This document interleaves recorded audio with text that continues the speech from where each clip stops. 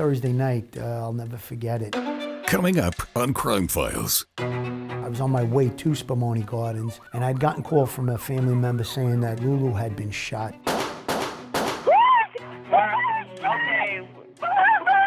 61-year-old Lewis Barbati was shot 5 times Thursday night and pronounced dead at the scene.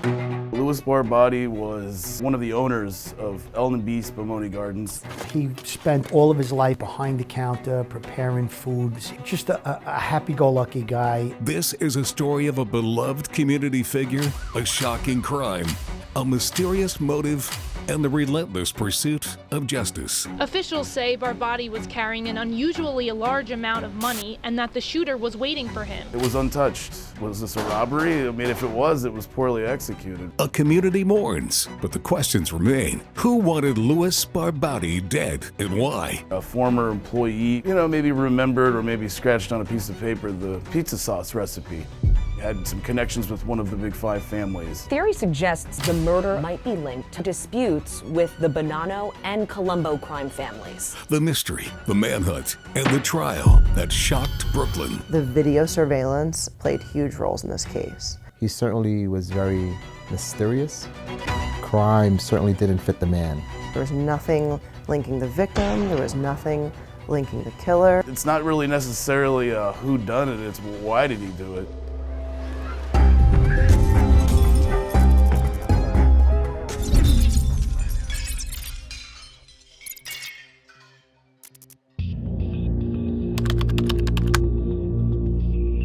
Lewis Barbati was heading home one night. It was, I believe, around 8 p.m. on a summer day. So sun was still out, kids still playing in the streets. There was a person who had laid in wait for him and actually was hiding behind a tree.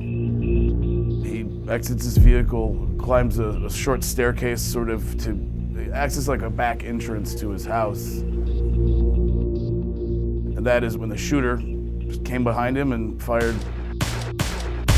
Sounded like fireworks, and come outside and heard screaming. His wife hears the gunshots. Okay. Where are you? Where are you? I can't understand you, ma'am. Please tell me what happened. I can't understand you. Take a deep breath. He's shot! It's about 6:30 in the evening. Lewis Barbati's wife is at home cooking dinner when she hears her husband call out for her from the backyard. He yells, "Jojo," so she runs out and finds him bleeding on the ground. She calls 911, but it's too late. It was a Thursday night. I'll never forget it. I was on my way to Spumoni Gardens, and I'd gotten a call from a family member saying that Lulu had been shot by his house. There's a major crime scene. Everything's roped off. There were police officers trying to get information. There were family members. And at the kitchen table was Lulu's wife. She had like an apron on. She was covered in blood, her hands, her clothing, hysterical crying. They were gonna have dinner. He never made it. He made it to the backyard and then he was killed.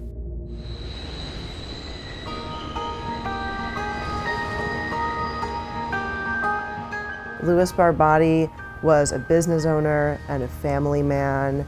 He was a co-owner of the famous L&B Spumoni Gardens pizza parlor. If you live in Brooklyn, you know the name Spumoni Gardens. It is a beloved pizzeria that is famous for its square slices. It opened back in 1939 by Barbati's grandfather, Ludovico. Spumoni Gardens is a Gravesend staple that's been run by the Barbati family since 1939. The reputation was bigger than the place itself. I've heard tell of people flying back from across the continent or across the world just to get Spumoni Gardens. And as fate would have it, Lewis Barbati actually sat down for an interview with News 12 back in 2011. Fresh, delicious crust, the sauce, the cheese. It melts in your mouth. So I knew Lewis from growing up, from being served on by him, and then my cousin married into the family, and I would see Lewis at family functions, parties, weddings. Lovingly called him Lulu, and he was just an easygoing guy, a good guy. He spent all of his life in L&B Spumoni Gardens behind the counter, preparing food, hero sandwiches. The murder sent shockwaves through this quiet, family-oriented community in South Brooklyn, and almost immediately, theories start to develop. Officials say Barbati was carrying an unusually large amount of money and that the shooter was waiting for him, leading investigators to believe it was a botched robbery. But the money is not taken. It's left right beside his body. It was untouched. You know, this was a bag full of cash. Was this a robbery? I mean, if it was poorly executed, right? And it looked like the bag had been ripped, so it looked like there could have been a struggle. A few times a year, there would be an excess of cash, and they would hand out bonuses to the specific partners in the business. That day, Lulu was carrying his bonus money. I believe it was about $15,000. So the questions continue. Was he targeted? Who would have killed this local businessman in the community? And is there any connection to organized crime?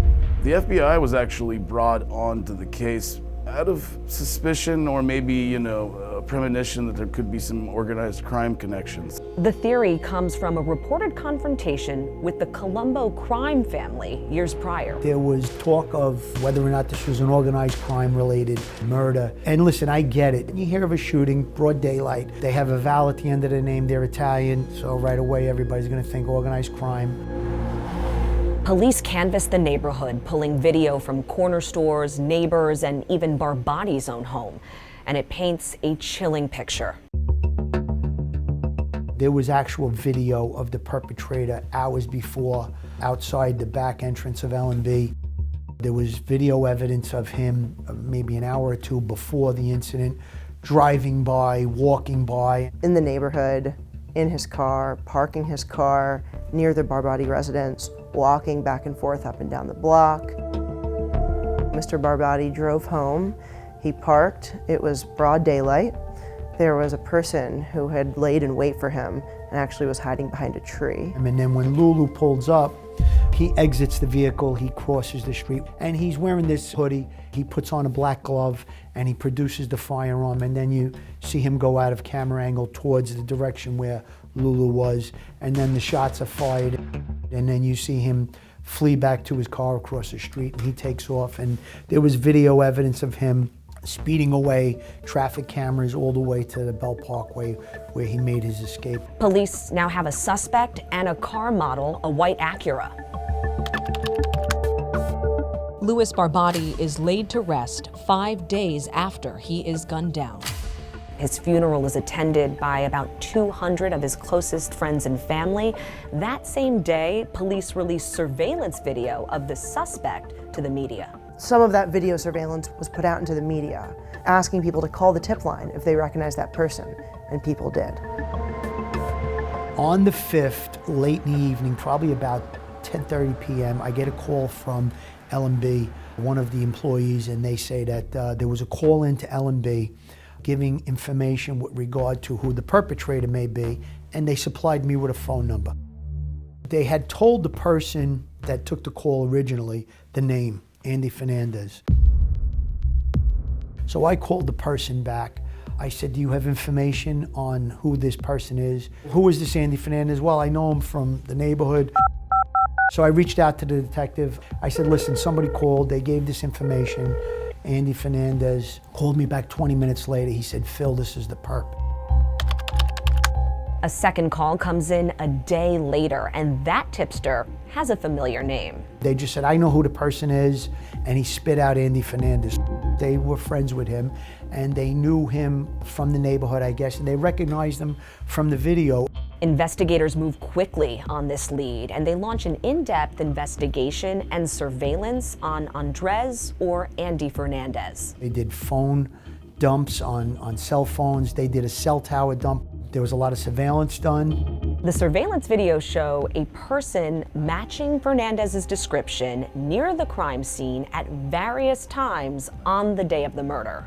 And in a strange turn of events, police interview the mother of Fernandez's children, who identifies him as the person in that video, but not by his face, instead by his distinctive walk, mannerisms, and body language. She recognized his gait. That's the father of my children. I think I know what he looks like when he walks around. That's got to be him. And so she actually dropped a dime. And they ran his name, and they did a DMV check, and they come up with a white Acura TL, which was clearly the vehicle that was seen on the day of the murder, registered in his name. Cell phone records place Fernandez at the scene of the crime, near Spumoni Gardens and at the Barbati home in the hours leading up to the murder.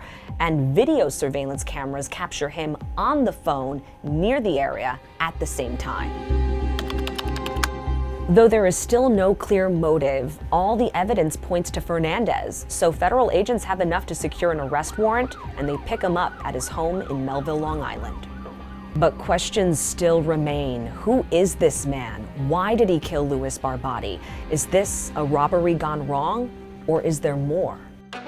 Coming up, He was an innocent guy. Why was he killed? a trial begins. We started going into the video surveillance so we could let the jury take a look at Mr. Barbati's killer casing his house. And a key piece of evidence breaks open the case when Crime Files returns.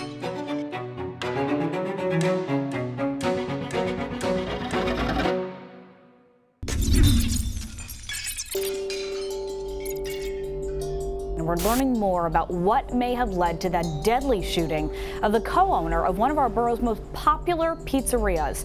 Lewis Barbati was shot 5 times Thursday night and pronounced dead at the scene. He was just a great guy. He was a family man.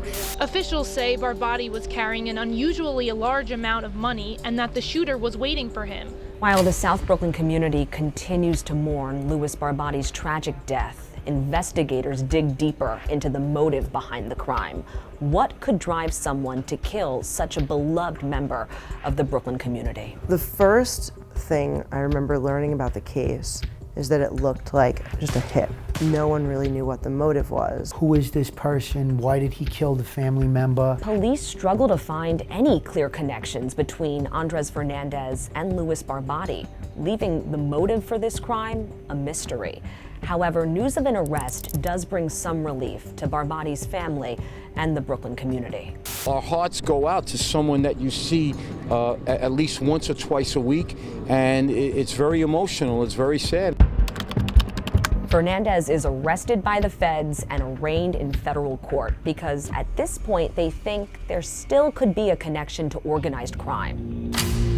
According to court documents, a cooperating witness who is a member of the Colombo crime family says that there's been an old-style feud going on since 2010 between the owners of L&B Spumoni Gardens and members of the Colombo and Bonanno crime families, 2 of the 5 New York City mafia families. Prior to the murder, there was a bit of a situation where a former employee from Spumoni Gardens had kind of maybe remembered or maybe scratched on a piece of paper the pizza sauce recipe. He had taken the recipe and he kind of opened his own place on Staten Island and having some signage and some marketing that kind of resembled Spumoni Gardens. Kind of came to pass that the gentleman who purloined the pizza sauce recipe had some connections with one of the big 5 families. Given that kind of connection to it, the FBI wanted to take a look at the case. There was no link to organized crime. There was nothing linking the victim, there was nothing linking the killer, and there was nothing linking the victim to the killer. I think because it looks so much like a hired hit, there was always a group of people that thought he must have been hired to do this crime. That just didn't bear out in the evidence. With no mob connection, the feds turned the case over to the state. Fernandez is charged in Brooklyn with 2 counts of murder in the 2nd degree, 1 count of attempted robbery in the 1st degree, and 2 counts of criminal possession of a weapon in the 2nd degree. Fernandez clams up and isn't speaking, leaving people to wonder if it wasn't a mob hit, why was Barbati killed? The trial begins in December of 2019. On the first day of the trial, they had Lulu's wife on the stand. She was quite emotional, and as soon as she got on the stand, she broke down crying. I think one of the hardest things for her was actually to listen back her own 911 call, because that can often transport witnesses back into that horrible moment.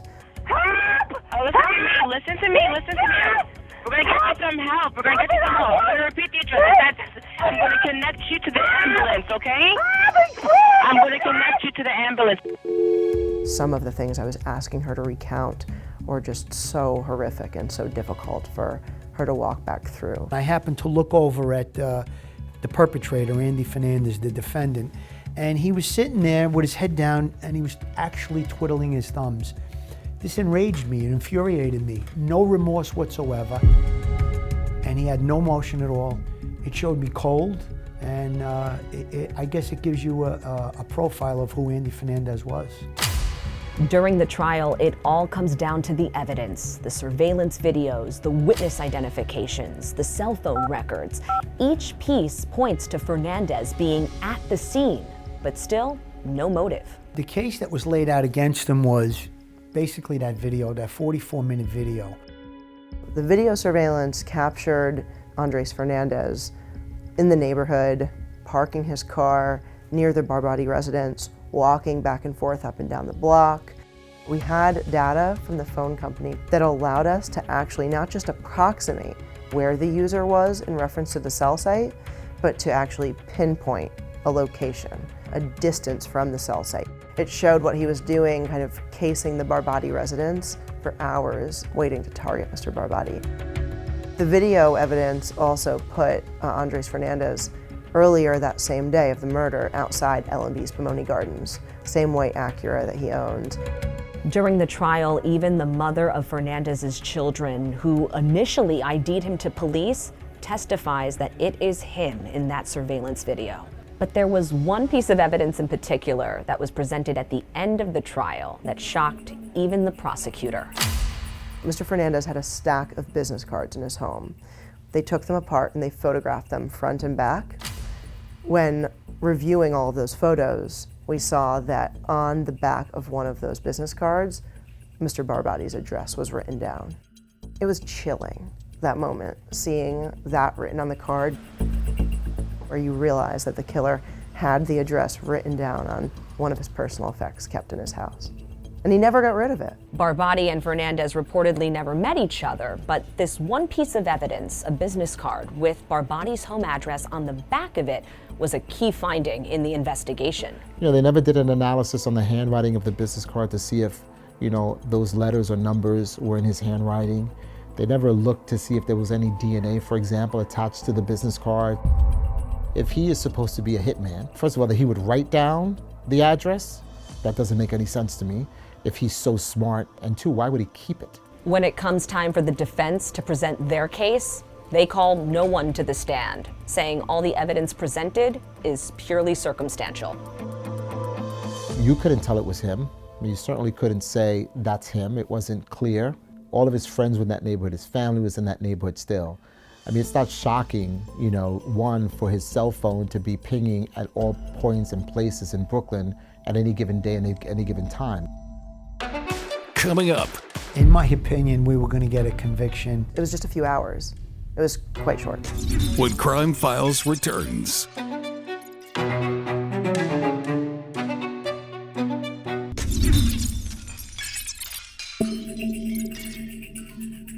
Officials confirmed that 61-year-old Lewis Barbati was shot 5 times Thursday night. It's terrible. I don't know why people would do something like this. We now hope that the court system will move swiftly. The prosecution presents their case and asserts that Fernandez stalked, ambushed, and shot Lewis Barbati.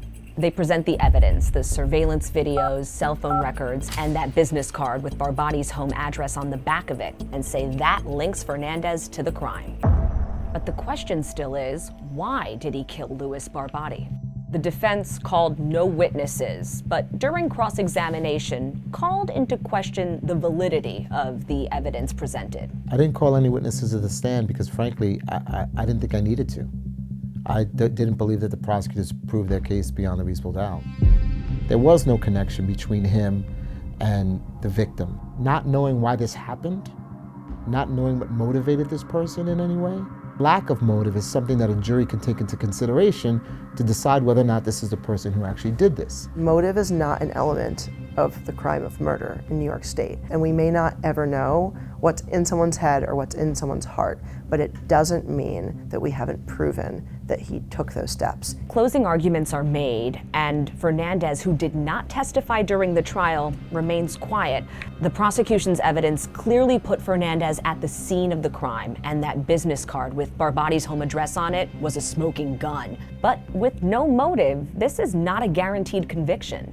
Andres Fernandez faces 25 years to life in prison. In my opinion, we were going to get a conviction. I didn't think it was going to be as quick as it was. It was just a few hours. It was quite short. The jury found him guilty of murder in the second degree and criminal possession of a weapon in the second degree. He was disappointed, obviously. He's always been confident that the truth in his mind is going to come out, that he wasn't the person who did this. Despite extensive investigations, the true reason behind Lewis Barbati's murder remains a mystery. Not enough evidence to prove a mob link or anything else, leaving a grieving community with unanswered questions. Was justice served? Yeah. Family members are broken over what happened to Lulu, and they're never going to be the same. They heard the gunshots. They saw him take his last breaths. So with that said, if you put yourself in that position, you're never going to be the same. You're going to be broken, and these family members are broken.